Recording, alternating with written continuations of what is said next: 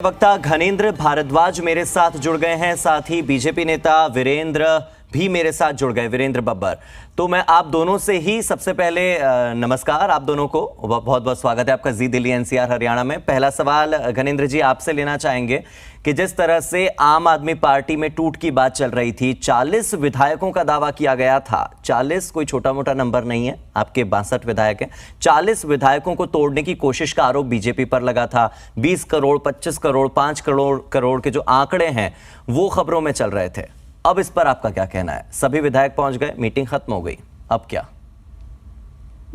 देखिए, निश्चित तौर पर भारतीय जनता पार्टी ने पूरे का पूरा एक मिशन लोटस दिल्ली में चलाने की कोशिश करी और हम पहले दिन से कह रहे थे कि हमारा कोई भी विधायक टूटने वाला नहीं है, क्योंकि हमारी पार्टी जो है आंदोलन की कोख से निकली हुई पार्टी है।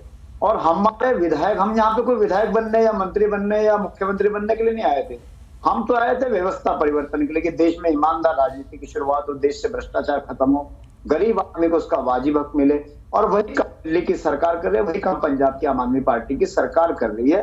लेकिन भारतीय जनता पार्टी ने जिस तरीके से उन्हें लगा कि उन्होंने गोवा में एक्सपेरिमेंट कर लिया, कर्नाटक में कर लिया, अरुणाचल में कर लिया, मेघालय में कर लिया, नागालैंड में कर लिया, मिजोरम में कर लिया, देश के हर कोने में भारतीय जनता पार्टी ने और देश के हर राज्य में एक राजनीतिक दलालों का एक पूरा नेटवर्क एस्टेब्लिश करा, जिनका काम विपक्ष की सरकारों को गिराकर भारतीय जनता पार्टी की सरकार बनाना है। और ऐसा ही काम उन्होंने दिल्ली में करने की कोशिश करी। सब जगह उनकी मोटस ऑपरेंडी एक ही रहती है कि सीबीआई ईडी के पहले केस रजिस्टर करो, सीबीआई ईडी और जेल का डर दिखाओ। अगर उससे भी नहीं डरते तो पैसे की ऑफर करो, अगर पैसे से भी नहीं आते तो किसी भी तरीके से उन्हें डरा के धमका के भारतीय जनता पार्टी की तरफ ले गया, भारतीय जनता पार्टी में शामिल कराओ और वहां पे भारतीय जनता पार्टी की सरकार बनाओ।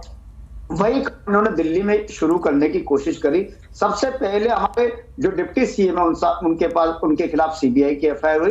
डिप्टी सीएम साहब के पास भी इस तरीके का पल्लो बन गया कि आप हमारी पार्टी में आ जाओ, बीजेपी में आ जाओ, आपके सारे केस हम खत्म कर देंगे, आपको मुख्यमंत्री भी बनवा देंगे, आपका मुख्यमंत्री पद का चयन भी करा देंगे। इस तरीके से डिप्टी सीएम साहब के साथ ये चर्चा के बाद हमारे 4 विधायक कल उन्होंने प्रेस कॉन्फ्रेंस करी और एक दिनेश मोहनी, उनको 2015 में भी इस तरीके की ऑफर भारतीय जनता पार्टी के उस समय के दिल्ली के उपाध्यक्ष शेर सिंह डागर ने करी थी।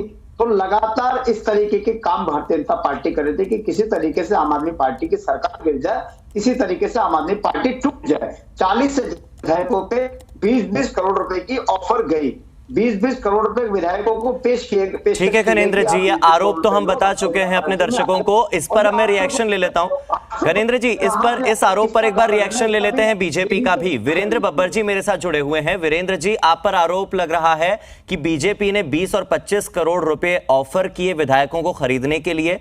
डिप्टी सीएम मनीष सिसोदिया को खरीदने की कोशिश की गई, उन्हें मुख्यमंत्री के पद को ऑफर किया गया।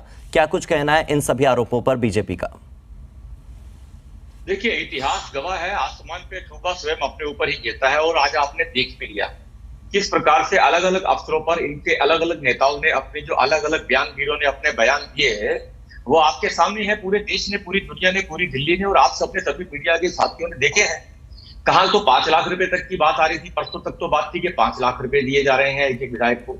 आज वो निकल करके 20 करोड़ आ गया। और एक बात देखिए, आप जिसके घर में चोरी हो रही होती है वो क्या करता है? वो अपने घर की सुरक्षा करता है। वो मीडिया को नहीं बुलाता कि मेरी पार्टी को तोड़ने की कोशिश की जा रही है, आज मैं सारे विधायकों को बुला रहा हूं, देखते हैं कि एक न्यूसेंस क्रिएट करने वाली बात है। स्क्रिप्ट जो है इनकी पूरी तरह से फेल हो गई।